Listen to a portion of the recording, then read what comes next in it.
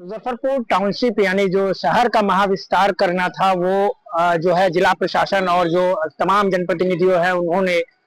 इसकी अनुमति दे दी है और इस पर मुहर लग गई है, जिसके बाद मुजफ्फरपुर शहर अब महानगर की श्रेणी में होगा। इसमें कुल 274 नए गांव को शामिल किए जाएंगे, जिसके बाद जो इसका क्षेत्रफल है वो करीब 450 वर्ग किलोमीटर तक बढ़ जाएगा, यानी मुजफ्फरपुर का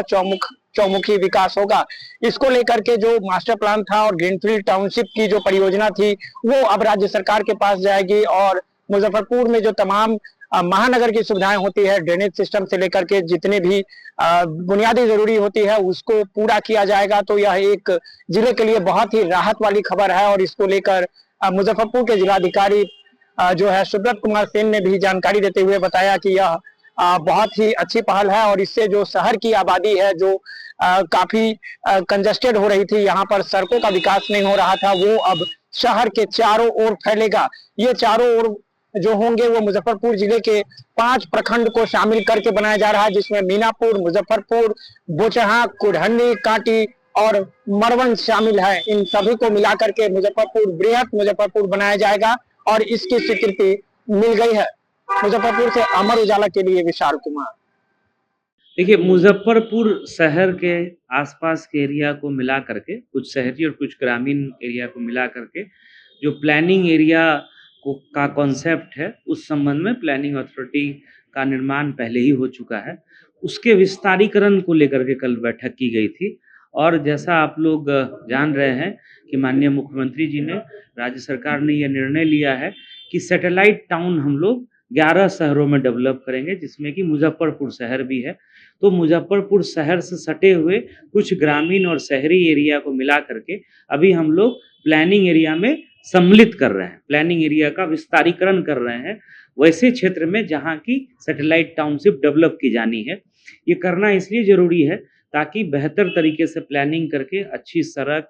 अन्य जो एसटीपी एवं किस एरिया को हम लोगों को कमर्शियल तरीके से डेवलप करना है, किस एरिया को थीम बेस्ड जो है इंडस्ट्रियल या अन्य जो अत्याधुनिक सुविधाओं के साथ व्यवस्था होती है, इस तरह के रेजिडेंशियल सेटअप के साथ जो व्यवस्थाएं सुनिश्चित करनी होती है, तो उसको लेकर के वृहद प्लानिंग होनी है। और उसी कड़ी में कल हम लोगों ने जितने इसके हितधारक हैं, स्टेक होल्डर्स हैं, उनके साथ हम लोगों ने बैठक की और सभी लोगों ने सर्वसम्मति से इस प्रस्ताव के प्रति जो है उन लोगों ने अपनी सहमति व्यक्त की, जिसके लिए मैं सभी माननीय जनप्रतिनिधियों को धन्यवाद भी देता हूं। और जो एक सुव्यवस्थित सुसज्जित जो शहर की बात होती है, क्योंकि जो एरिया पहले से नगर निगम के रूप में अधिसूचित है उसके अपने लिमिटेशंस हैं, वहाँ पुराने घर बने हुए हैं, पुराने व्यावसायिक प्रतिष्ठान है, सड़कें उतनी चौड़ी नहीं है। तो अगर नए शहर का निर्माण करना है तो प्लान्ड तरीके से शहर से सटे हुए एरिया में हम लोगों को एक बहुत अच्छे